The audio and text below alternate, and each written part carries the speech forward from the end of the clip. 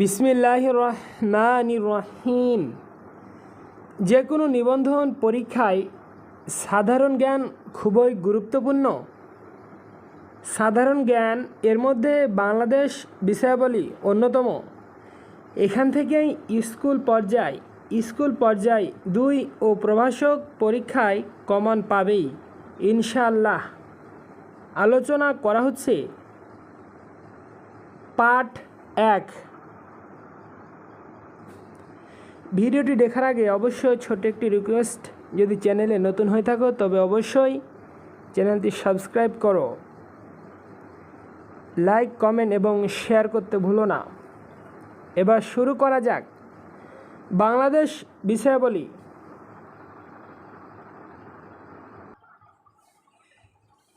এই ভিডিওতে প্রথম থেকে পঞ্চম অধ্যায় পর্যন্ত আলোচনা করা হবে। 1. বাংলাদেশের ভূপ্রকৃতি, জলবায়ু ও পরিবেশ।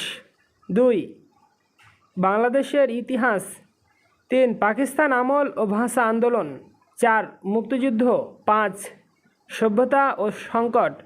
চলো এবার অধ্যায়ভিত্তিক প্রশ্নগুলো জেনে নিই। প্রথম অধ্যায়, বাংলাদেশের ভূপ্রকৃতি, জলবায়ু ও পরিবেশ। 1. বাংলাদেশের বার্ষিক গড় বৃষ্টিপাত কত? 203 সেন্টিমিটার। 2. কোনো দেশের ভারসাম্য রক্ষার জন্য সেই দেশের কত ভাগ বনভূমি থাকা প্রয়োজন? 25 ভাগ।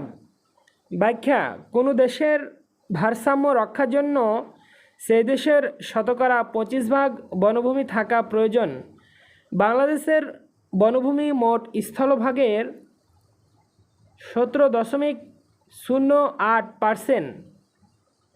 3. বাংলাদেশের একমাত্র প্রবাল দ্বীপের নাম কি? সেন্ট মার্টিন।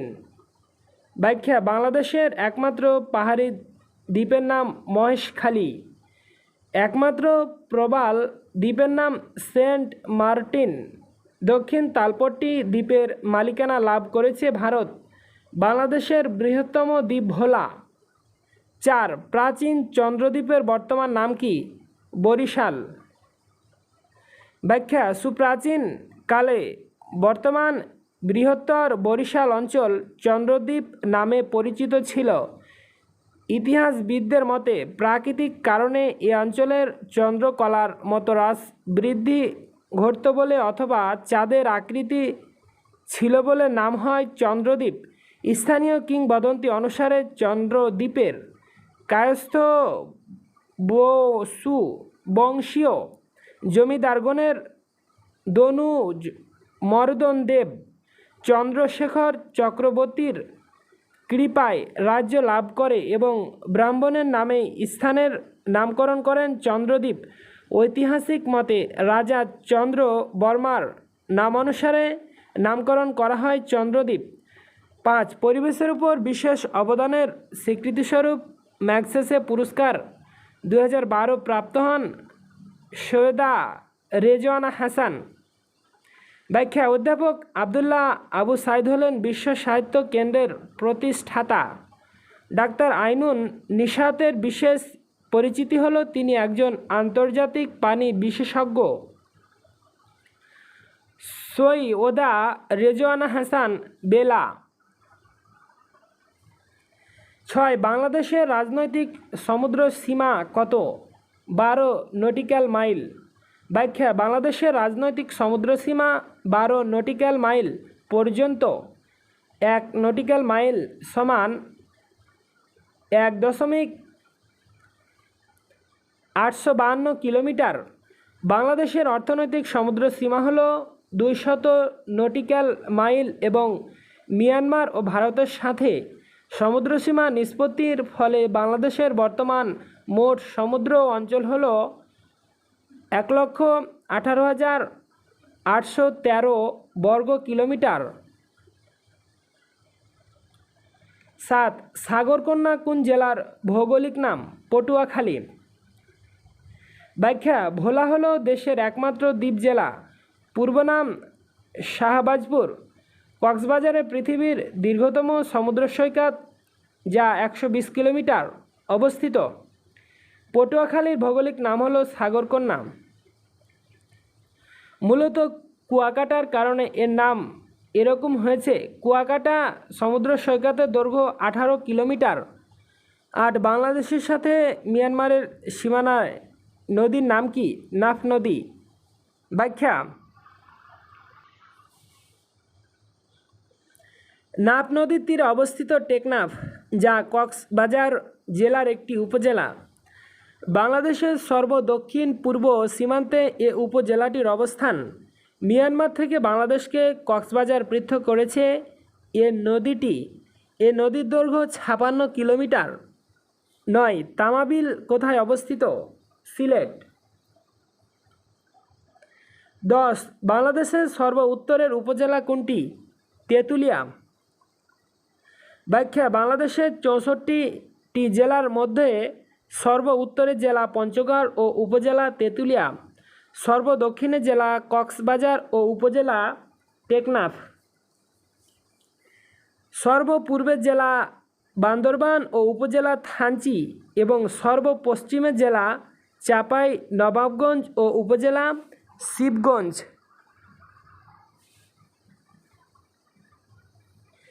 11.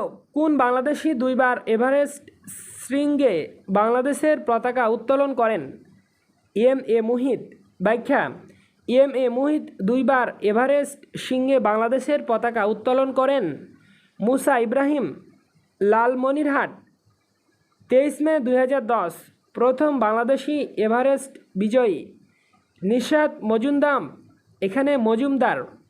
লক্ষ্মীপুর, 19 মে 2012 এভারেস্ট বিজয়ী প্রথম বাংলাদেশি নারী, দ্বিতীয় নারী ও চতুর্থ বাংলাদেশি হিসাবে ওয়াসফিয়া নাজরিন ফেনী 26 মে 2012 এভারেস্ট জয় করেন। 12. সমুদ্রসীমা নিয়ে মিয়ানমারের সাথে বিরোধ নিষ্পত্তির ফলে আমরা পেয়েছি 1 লক্ষ বর্গ কিলোমিটার এর বেশি জলসীমা। ব্যাখ্যা: জার্মানির হামবুর্গে অবস্থিত সমুদ্র আইন বিষয়ক আন্তর্জাতিক আদালত ITLOS দ্বিপাক্ষিক আলোচনার মাধ্যমে বিরোধ নিষ্পত্তি না হয় বাংলাদেশ 14 ডিসেম্বর 2009 মিয়ানমারের বিরুদ্ধে মামলা করে। বাংলাদেশ বনাম মিয়ানমারের সমুদ্রসীমা মামলার সভাপতি ছিলেন Jose Luis Jesus, Cape Verde. Bangladesh Myanmar সমুদ্র সীমা মামলার রায় হয় 14 মার্চ 2012। সমুদ্র সীমা নিয়ে মিয়ানমারের সাথে বিরোধ নিষ্পত্তির ফলে আমরা পেয়েছি 1,11,631 বর্গ কিলোমিটার জলসীমা।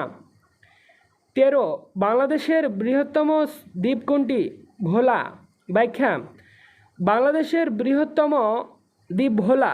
এটি বাংলাদেশের একমাত্র দ্বীপ জেলা। ভোলা দ্বীপের আয়তন 3,403 বর্গ কিলোমিটার। ভোলার ঐতিহাসিক ও দর্শনীয় স্থান শাহবাজপুর গ্যাস উত্তোলন কেন্দ্র, মনপুরা দ্বীপ ইত্যাদি। 14. তিতাস উপজেলা কোন জেলায় অবস্থিত? কুমিল্লা। ব্যাখ্যা: কুমিল্লা জেলার একটি উপজেলা হলো তিতাস। কুমিল্লা জেলার মোট 17টি উপজেলা আছে। অন্য উপজেলাগুলো হলো কুমিল্লা সদর দক্ষিণ, হোমনা, মেঘনা, লাকসাম, মুরাদনগর, দেবিদ্বার, বরুড়া, দাউদকান্দি, বুড়িচং, 14 গ্রাম, লাঙ্গলকোট, চান্দিনা, ব্রাহ্মণপাড়া, মোহগঞ্জ ও লালমাই। 15. সাম্প্রতিক এভারেস্ট বিজয় প্রথম বাংলাদেশি মুসা ইব্রাহিম কোন জেলার অধিবাসী?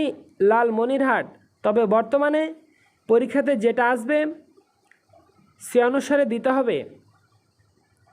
16. ঢাকা বিভাগে কয়টি জেলা আছে? এখানে উত্তরটা উল্লেখ নেই। নোট: 14 সেপ্টেম্বর 2015 দেশের 8ম বিভাগ হিসাবে ময়মনসিংহ প্রতিষ্ঠিত হলে ময়মনসিংহ, নেত্রকোনা, শেরপুর ও জামালপুর জেলা ময়মনসিংহ বিভাগের অন্তর্ভুক্ত হয়। তাই ঢাকা বিভাগের জেলা সংখ্যা বর্তমানে 13টি। 17 হিমছড়ি কোন শহরের উপকণ্ঠে অবস্থিত? কক্সবাজার।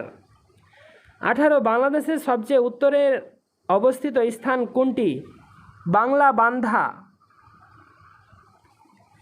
অধ্যায় 2 বাংলার ইতিহাস। 1 বঙ্গভঙ্গ রদ হয় কোন সালে? 1911 সালে। ব্যাখ্যা কার্জন বঙ্গভঙ্গর ঘোষণা করেন 16 অক্টোবর 1905 সালে। বঙ্গভঙ্গ রদ করা হয় 12 ডিসেম্বর 1911 সালে। 2 নিচের কোন বংশটি প্রায় 400 বছরের মতো শাসন করেছে? পাল বংশ। ব্যাখ্যা পাল বংশের প্রতিষ্ঠাতা গোপাল পাল বংশের রাজাগণ বাংলায় প্রায় 400 বছর রাজত্ব করেন। পাল রাজারা বৌদ্ধ ধর্মাবলম্বী ছিলেন। 3 বাংলাদেশের প্রাচীনতম নগরকেন্দ্র কোনটি? মহাস্থানগড়। ব্যাখ্যা বাংলার উল্লেখযোগ্য প্রাচীন জনপদগুলো হলো পুণ্ড, গৌড়, বঙ্গ, হরিকেল, সমতট প্রভৃতি। পুণ্ড হল বাংলার প্রাচীনতম জনপদ ও সমৃদ্ধশালী রাজ্য, যার রাজধানী ছিল পুণ্ড্রনগর। খ্রিস্টপূর্ব 2য় শতাব্দীতে এই নগরীটি প্রতিষ্ঠিত হওয়ার ব্যাপারে প্রমাণ পাওয়া যায়। উল্লেখ্য পুণ্ড্রনগরের বর্তমান নামই হল মহাস্থানগড়, যা বর্তমান বগুড়া জেলার শিবগঞ্জ উপজেলায় অবস্থিত। ব্যাখ্যা অন্য প্রশ্নের ব্যাখ্যা। বাংলাদেশের সবচেয়ে প্রাচীন প্রত্নতাত্ত্বিক স্থান হল ওয়ারী বটেশ্বর। এটি নরসিংদী জেলা উপজেলায় অবস্থিত। মূলত মাটির নিচে এটি একটি দুর্গ নগরী। 1930 সালের দিকে স্থানীয় স্কুল শিক্ষক মোহাম্মদ হানিফ পাঠান প্রথম ওয়ারী বটেশ্বরকে সুখী সমাজের নজরে আনেন। পরবর্তীকালে 2000 সালে জাহাঙ্গীরনগর বিশ্ববিদ্যালয়ের প্রত্নতত্ত্ব বিভাগের প্রধান সুফি মোস্তাফিজুর রহমানের নেতৃত্বে খনন কাজ শুরু হলে বিষয়টি জনসমক্ষে আসে। 2010 সালে এখানে আবিষ্কৃত হয় 1400 বছরের পুরনো মন্দির পদ্ম মন্দির। 4 বাংলায় চিরস্থায়ী বন্দোবস্ত প্রবর্তন করা হয় কোন সনে? 1793 সনে। ব্যাখ্যা 1789 সালে প্রণীত 10 সালা বন্দোবস্তই 1793 সালে এনে চিরস্থায়ী বন্দোবস্তে পরিণত হয়। কর্নওয়ালিস কর্তৃক প্রণীত এ বন্দোবস্তের বিনিময়ে জমিদারদেরকে জমির মালিক বানিয়ে দেওয়া হয়, ফলে সাধারণ প্রজাগণ ভূমিহীন হয়ে যায়।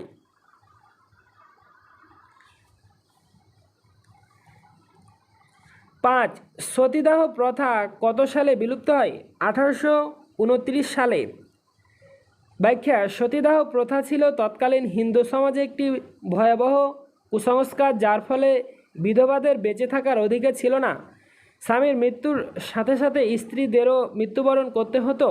সমাজ সংস্কারক রাজা রামমোহন রায়ের প্রত্যক্ষ সহযোগিতায় বেন্টিং কর্তৃক 1829 সালে 4 ডিসেম্বর আইন করে সতীদাহ প্রথা রহিত করার মাধ্যমে হিন্দু সমাজে বিধবাদের মৌলিক ও সামাজিক অধিকার প্রতিষ্ঠিত হয়। 6 ওয়ারী বটেশ্বর কোথায় অবস্থিত? নরসিংদী। 7 এশিয়াটিক সোসাইটির প্রতিষ্ঠাতাকে? Sir William Jones. ব্যাখ্যা এশিয়াটিক সোসাইটি 1784 সালে কলকাতায় প্রতিষ্ঠিত হয়। এশিয়াটিক সোসাইটির প্রতিষ্ঠাতা sir William Jones. Sir William Jones supreme সুপ্রিম কোর্টের কনিষ্ঠ বিচারক ছিলেন। এটি একটি আন্তর্জাতিক অরাজনৈতিক ও স্বেচ্ছাসেবী সংগঠন। বাংলাদেশে এশিয়াটিক সোসাইটি কর্তৃক প্রকাশিত বিশ্বকোষটির নাম বাংলাপিডিয়া। 8 ঢাকায় বাংলাদেশের রাজধানী স্থাপনের সময় মোগল সুবেদার কে ছিলেন? ইসলাম খান। ব্যাখ্যা মোগল সম্রাট জাহাঙ্গীর ক্ষমতা গ্রহণ করে শেখ আলাউদ্দিন চিশতি ওরফে ইসলাম খানকে বাংলার সুবেদার নিযুক্ত করেন। ইসলাম খান 1610 সালে রাজমহল থেকে স্থানান্তরিত করে ঢাকায় বাংলার রাজধানী স্থাপন করেন এবং সম্রাট জাহাঙ্গীরের নামানুসারে ঢাকার নামকরণ করেন জাহাঙ্গীরনগর। ইসলাম খানের মৃত্যুর পর 1613 সালে তার কনিষ্ঠ ভাই। কাসিম খান এবং 1617 সালে তার স্থলে ইব্রাহিম খান ফতেহজঙ্গ বাংলার সুবেদার নিযুক্ত হন। পরবর্তীতে 1628 সালে সম্রাট শাহজাহানের সিংহাসনে আরোহণের পর 1639 সালে যখন পুত্র সুজা বাংলার সুবেদার নিযুক্ত হন, তখন তিনি ঢাকা থেকে রাজধানী আবার রাজমহলে তৎকালীন আকবরনগর স্থানান্তরিত করেন। 9. ইউরোপীয় বণিকদের মধ্যে সর্বপ্রথম বাংলায় এসেছিল কারা? পর্তুগিজরা। ব্যাখ্যা: পঞ্চদশ শতকের শেষভাগে পর্তুগিজ নাবিক ভাস্কো দা গামা আফ্রিকার পশ্চিম উপকূলে ঘুরে পূর্ব দিকে বরাবর সমুদ্র পথে ভারতবর্ষে আসার পথ আবিষ্কার করেন। 1514 খ্রিস্টাব্দে পর্তুগিজ বণিকগণ উড়িষ্যার অন্তর্গত পিপলি নামক স্থানে সর্বপ্রথম বাণিজ্য কুঠি স্থাপন করেন। 1517 খ্রিস্টাব্দে জোডি সিলভেরা নামক জৈন পর্তুগিজ সমর অধিনায়ক এক নৌবহর নিয়ে চট্টগ্রামে আসেন ও বাণিজ্য কুঠি স্থাপনের চেষ্টায় ব্যর্থ হন। পরবর্তীতে নুনো দা কুনহা নামক জৈন পর্তুগিজ শাসনকর্তা বাংলায় বাণিজ্য কুঠি স্থাপনের চেষ্টা চালিয়ে যান। 1536 খ্রিস্টাব্দে বাংলার সুলতান মাহমুদ শাহ শেরশাহের বিরুদ্ধে পর্তুগিজদের সাহায্যের আশায় চট্টগ্রাম ও সপ্তগ্রামে হুগলি বাণিজ্য কুঠি নির্মাণের অনুমতি দেন। এভাবে বাংলায় পর্তুগিজদের প্রতিষ্ঠা হয়। 10. ঢাকা কখন সর্বপ্রথম বাংলার রাজধানী করা হয়েছিল? 1610 সালে। ব্যাখ্যা: ঢাকা 1610 সালে সর্বপ্রথম বাংলার রাজধানী হয়েছিল। সুবেদার ইসলাম খান এ সময় রাজমহল থেকে ঢাকায় রাজধানী স্থাপন করেন। 11. বাংলা সনের প্রবর্তক কে? সম্রাট আকবর। এই তথ্যগুলো গুরুত্বপূর্ণ। সমগ্র বাঙালি জনগোষ্ঠী বিভক্ত দুই ভাগে: প্রাক আর্য বা অনার্য নরগোষ্ঠী ও আর্য নরগোষ্ঠী। আর্যপূর্ব জনগোষ্ঠী মূলত বিভক্ত চার ভাগে: নেট, টিকটো, অস্ট্রিক, দ্রাবিড় ও ভোটচীনীয়। আর্যদের আগমনের পূর্বে এদেশে বসবাস ছিল অনার্যদের। বাঙালি জাতির প্রধান অংশে গড়ে উঠেছে অস্ট্রিক জাতি থেকে। বাঙালি জাতি গড়ে উঠেছে অস্ট্রিক, দ্রাবিড় ও আর্য জাতির সংমিশ্রণে। আর্যদের আদিনিবাস ইউরাল পর্বতের দক্ষিণে কিরগিজ তৃণভূমি অঞ্চলে। আর্যদের ধর্মগ্রন্থের নাম বেদ। বাংলার আদিম অধিবাসী হল অনার্য ভাষী শবর, পুলিন্দ, হারিডম, চন্দ্রাল প্রভৃতি সম্প্রদায়। বাঙালির জনজীবন গড়ে উঠেছে অন্তত 1500 বছরের অনুশীলন, গ্রহণ, বর্জন ও রূপান্তরের মাধ্যমে। আর্যগণ প্রথম উপমহাদেশে আগমন করে আনুমানিক খ্রিস্টপূর্ব 1400। তৃতীয় অধ্যায়: পাকিস্তান আমল ও ভাষা আন্দোলন। 1. 21শে ফেব্রুয়ারিকে আন্তর্জাতিক মাতৃভাষা দিবস হিসাবে জাতিসংঘের কোন অঙ্গ সংগঠন স্বীকৃতি প্রদান করে? ইউনেস্কো। ব্যাখ্যা: ইউনেস্কো 1999 সালের 17 নভেম্বর 21শে ফেব্রুয়ারিকে আন্তর্জাতিক মাতৃভাষা দিবস ঘোষণা করে। এটি ছিল ইউনেস্কো 30তম সাধারণ অধিবেশন। প্রথম আন্তর্জাতিক মাতৃভাষা দিবস পালিত হয় 2000 সালে 188টি দেশে। 2. বাংলা একাডেমি প্রতিষ্ঠিত হয় কত সালে? 1955 সালে। ব্যাখ্যা: বাংলা একাডেমি প্রতিষ্ঠিত হয় 1955 সালের 3 ডিসেম্বর এবং 1960 সাল থেকে বাংলা একাডেমি পুরস্কার প্রবর্তিত হয়। 1952 সালে এশিয়াটিক সোসাইটি প্রতিষ্ঠিত হয়। 3. কেন্দ্রীয় শহীদ মিনারের স্থপতিকে? হামিদুর রহমান। ব্যাখ্যা: কেন্দ্রীয় শহীদ মিনারের স্থপতি হামিদুর রহমান। স্বোপার্জিত স্বাধীনতার স্থপতি শামীম শিকদার। শাহবাজ বাংলাদেশ এর স্থপতি নিতুন কুন্ডু।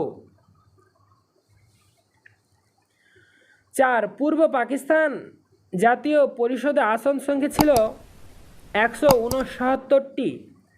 ব্যাখ্যা: পাকিস্তান জাতীয় পরিষদের মোট আসন সংখ্যা ছিল 313টি। এর মধ্যে সংরক্ষিত ছিল 13টি। পূর্ব পাকিস্তানের জাতীয় পরিষদের আসন সংখ্যা ছিল 169টি। এর মধ্যে সংরক্ষিত 60টি। পশ্চিম পাকিস্তানে জাতীয় পরিষদের আসন সংখ্যা ছিল 144টি, 6টি সংরক্ষিত আসন সহ। 5 আমার ভাইয়ের রক্তে রাঙানো 21শে ফেব্রুয়ারি আমি কি ভুলিতে পারি গানটির গীতিকারকে? আব্দুল গাফফার চৌধুরী। ব্যাখ্যা: আমার ভাইয়ের রক্তে রাঙানো 21শে ফেব্রুয়ারি আমি কি ভুলিতে পারি গানটির গীতিকার আব্দুল গাফফার চৌধুরী। 1952 সালে 2 ফেব্রুয়ারি ভাষা আন্দোলনের ঘটনার কিছুক্ষণ পরে গানটি রচিত হয়। 1953 সালে প্রথম গানটি গাওয়া হয়। উল্লেখ্য, প্রথমে এটি কবিতা আকারে রচনা করা হয় এবং পরবর্তীতে একে গান রূপে বা রূপ দেওয়া হয়। এছাড়াও কিছু গুরুত্বপূর্ণ প্রশ্ন: 1 পূর্ববঙ্গ জমিদারি দখল ও প্রজাস্বত্ব আইন কবে প্রণীত হয় অথবা বাংলাদেশের গৃহীত estate acquisition and tenancy act কোন সনে পাস হয়? 1950 সালে।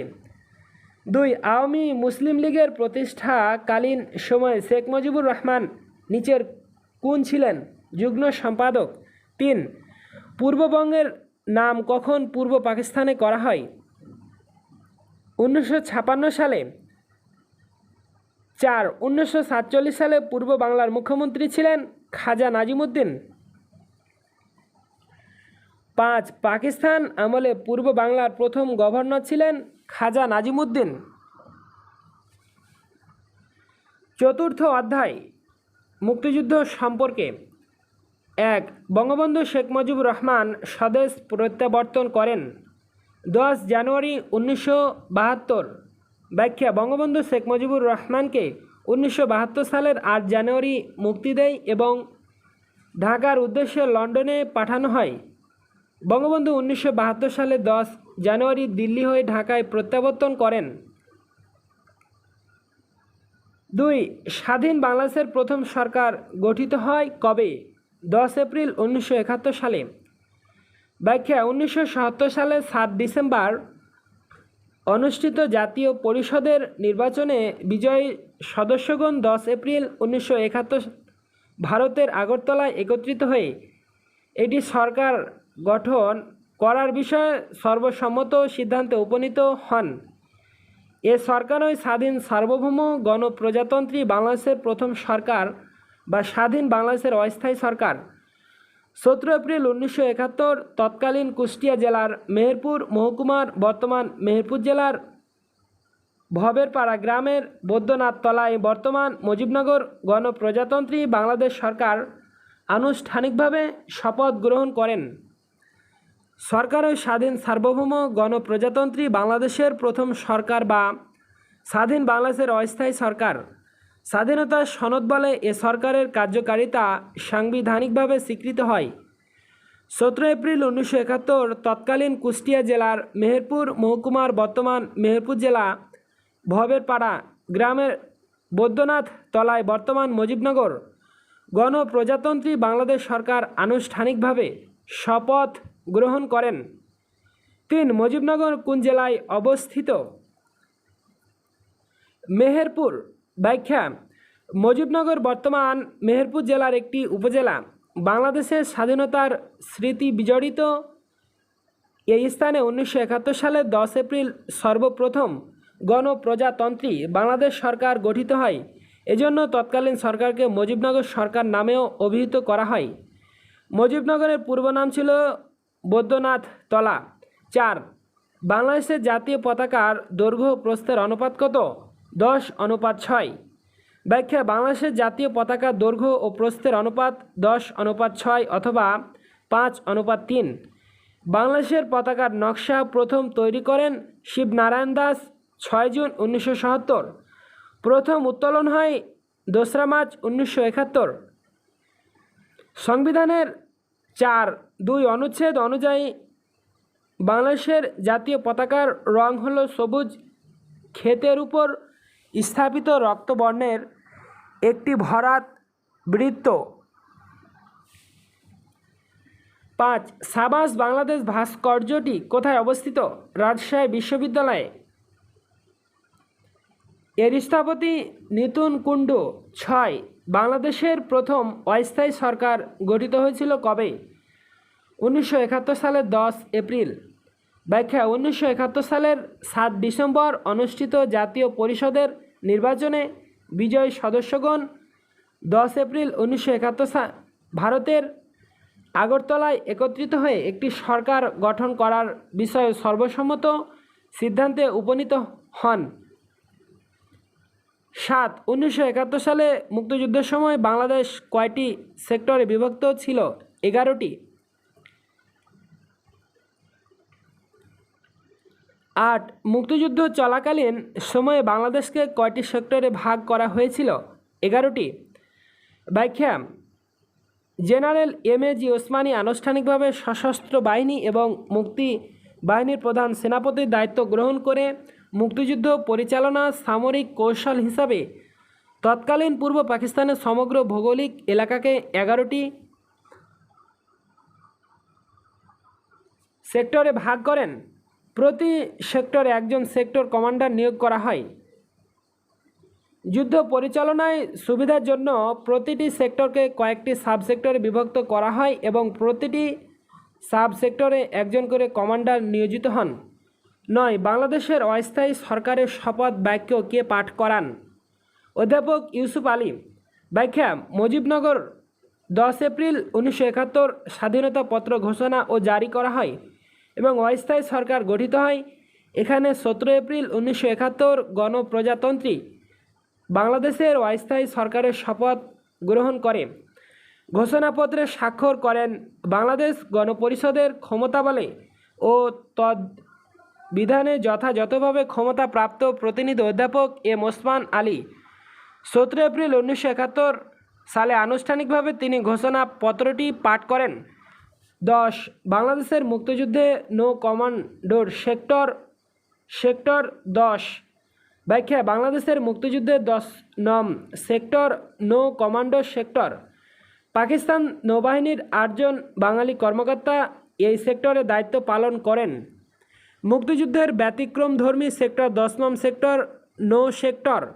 এই সেক্টর নিয়মিত কমান্ডার ছিল না। 11. মুক্তিযুদ্ধের সময় মুজিবনগর কোন সেক্টর এর অন্তর্ভুক্ত ছিল? 8 নং। ব্যাখ্যা: মুজিবনগর মেহেরপুর জেলায় অবস্থিত। এর পূর্ব নাম বৈদ্যনাথতলা। মুক্তিযুদ্ধের সময় মুজিবনগর 8 নং সেক্টরের অন্তর্ভুক্ত ছিল। এখানে 1971 সালের 10 এপ্রিল বাংলাদেশের প্রথম অস্থায়ী সরকার গঠিত হয়। 17 এপ্রিল 1971 মেহেরপুরের বৈদ্যনাথতলায় এ সরকার শপথ গ্রহণ করে আনুষ্ঠানিকভাবে আত্মপ্রকাশ করে এবং এই স্থানের নামকরণ করা হয় মুজিবনগর।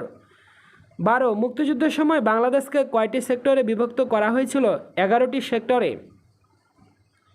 ব্যাখ্যা: মুক্তিযুদ্ধের সময় পরিচালনার সুবিধার্থে বাংলাদেশকে 11টি সেক্টরে বিভক্ত করা হয়। General MG. ওসমানী মুক্তিবাহিনীর প্রধান সেনাপতি হিসাবে এ সময় নিয়োগ দেওয়া হয়। পঞ্চম অধ্যায় সভ্যতা ও সংস্কৃতি। 1. মাটির ময়না ছবি নির্মাণ করেন কে? তারেক মাহমুদ। ব্যাখ্যা: মাটির ময়না ছবি নির্মাণ করেন তারেক মাহমুদ। বাংলাদেশ 2002 সালে মাটির ময়না চলচ্চিত্র দিয়ে প্রথম অস্কারে প্রতিযোগিতায় অংশগ্রহণ করে। 2. বাংলা নববর্ষ পহেলা বৈশাখ চালু করেছিলেন কে? মোগল সম্রাট আকবর। ব্যাখ্যা: বাংলা বর্ষপঞ্জি তৈরির পরিকল্পনা করেন ডাক্তার মোহাম্মদ শহীদুল্লাহ। 1556 সালে 10 অথবা 11 মার্চ মোগল সম্রাট গোলাম আকবর বাংলা সন প্রবর্তন করেন। বাংলা নববর্ষ পহেলা বৈশাখ চালু করেন সম্রাট গোলাম আকবর। বাংলাদেশের প্রথম জাদুঘর কোনটি?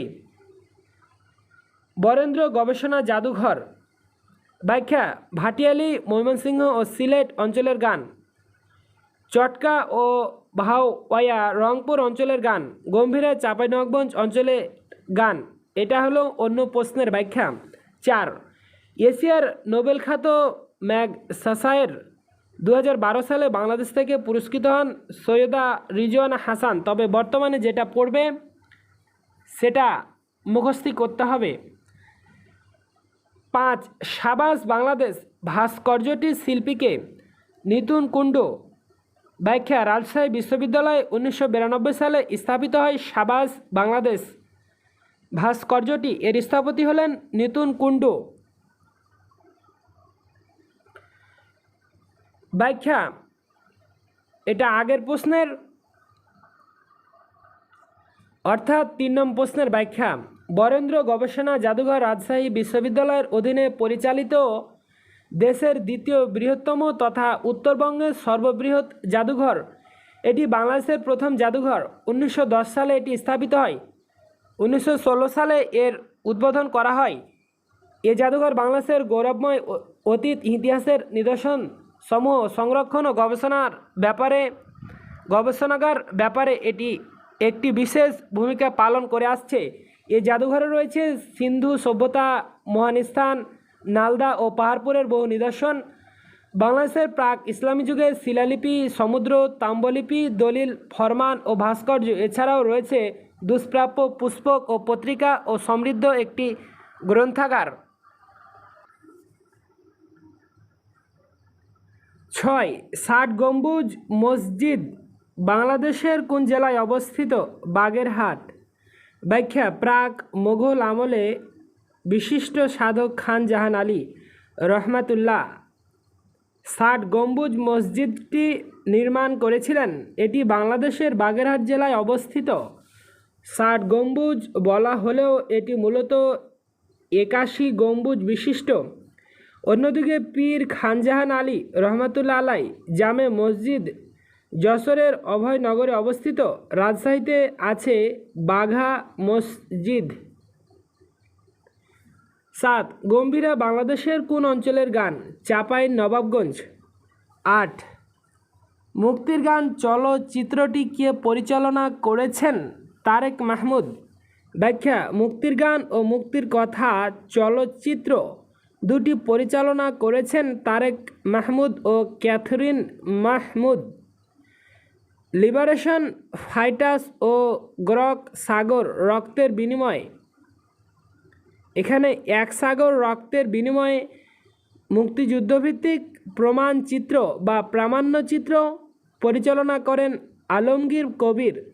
স্টপ জেনোসাইড ও স্ট্রেট ইজ রন প্রামাণ্যচিত্র দুটি পরিচালনা করেছেন জহির রায়হান। 9. কোন সালে বাংলা একাডেমি প্রতিষ্ঠিত হয়? 1955 সালে। ব্যাখ্যা ভাষা আন্দোলনের পরিপ্রেক্ষিতে 1955 সালের 3 ডিসেম্বর বাংলা একাডেমি প্রতিষ্ঠিত হয়। 1957 সালের 3 এপ্রিল পূর্ব পাকিস্তান আইন পরিষদে দ্য বেঙ্গল একাডেমি এসিটি 1957 গ্রহণের মাধ্যমে এটি স্বায়ত্তশাসিত প্রতিষ্ঠানের মর্যাদা লাভ করে।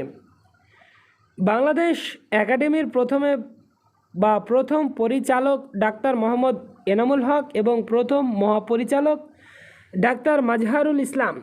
10. সোমপুর বিহারের প্রতিষ্ঠাতাকে? ধর্মপাল। ব্যাখ্যা ভারতীয় উপমহাদেশের সবচেয়ে বিশাল আয়তনের প্রত্নতাত্ত্বিক নিদর্শন সোমপুর বিহার। এটি নওগাঁ জেলায় পাহাড়পুরে অবস্থিত। এ বিহার বাংলাদেশের বৌদ্ধ ও হিন্দু সংস্কৃতির এক আকর্ষণীয় নিদর্শন। অনুমান করা হয় যে 8ম শতাব্দীতে পাল রাজত্বের প্রথম দিকে ধর্মপাল পিতৃভূমিতে এক বিশাল ও সূর্য মন্দির স্থাপনের লক্ষ্যে পাহাড়পুরে সোমপুর বিহার নির্মাণ করেন। এর বর্তমান নাম পাহাড়পুর। 11. স্বোপার্জিত স্বাধীনতা স্থাপত্যটির স্থপতিকে? শামীম সিকদার। ব্যাখ্যা স্বোপার্জিত স্বাধীনতা স্থাপত্যটির স্থপতি শামীম সিকদার। এটি ঢাকা বিশ্ববিদ্যালয়ের টিএসসি চত্বরে অবস্থিত। শামীম সিকদারের অন্যান্য উল্লেখযোগ্য স্থাপত্যগুলো হলো বিজয় উল্লাস ঢাবি, এখানে শামীম বিবেকানন্দ ঢাবি মানে ঢাকা বিশ্ববিদ্যালয়, স্বাধীনতা সংগ্রাম ঢাবি ইত্যাদি। অন্যদিকে আবদুল্লাহ খালেদের স্থাপত্যের মধ্যে রয়েছে অপরাজেয় বাংলা ঢাবি, অঙ্গীকার ইত্যাদি। 12. সোমপুর বিহার কোথায় অবস্থিত? নওগাঁ। 13. প্রয়াত চিত্র পরিচালক তারেক মাসুদের জঙ্গিবাদ ও তার প্রভাব সম্পর্কিত চলচ্চিত্রের নাম কি? রানওয়ে। ব্যাখ্যা: রানওয়ে বাংলাদেশের বিখ্যাত বিকল্পধারার চলচ্চিত্র নির্মাতা তারেক মাসুদ পরিচালিত একটি চলচ্চিত্র। চলচ্চিত্রটির কাজ শুরু হয় 2008 সালের অক্টোবরে এবং শেষ হয় 2009 সালের এপ্রিলে। ক্যাথরিন মাসুদ প্রযোজিত কাহিনী। চিত্রটির পটভূমি 2005-6 সালে সংঘটিত বেশ কিছু জাতীয় ও আন্তর্জাতিক ইস্যু। চলচ্চিত্রটি মুক্তি পায় 2010 সালে। 14 কেন্দ্রীয় শহীদ মিনারের স্থপতি কে? হামিদুর রহমান। ব্যাখ্যা: কেন্দ্রীয় শহীদ মিনারের স্থপতি চিত্রকর হামিদুর রহমান। তিনি 1928 সালে পুরনো ঢাকার এক সম্ভ্রান্ত পরিবারে জন্মগ্রহণ করেন। 1988 সালের 19 নভেম্বর তিনি মৃত্যুবরণ করেন। সবশেষে একটি কথা বলতে চাই, ভিডিওটি অবশ্যই শিক্ষক নিবন্ধনের জন্য খুবই গুরুত্বপূর্ণ, তাই সবাই খুবই মনোযোগের সাথে শুনবে। আল্লাহ হাফেজ বলে শেষ করছি। আসসালামু আলাইকুম।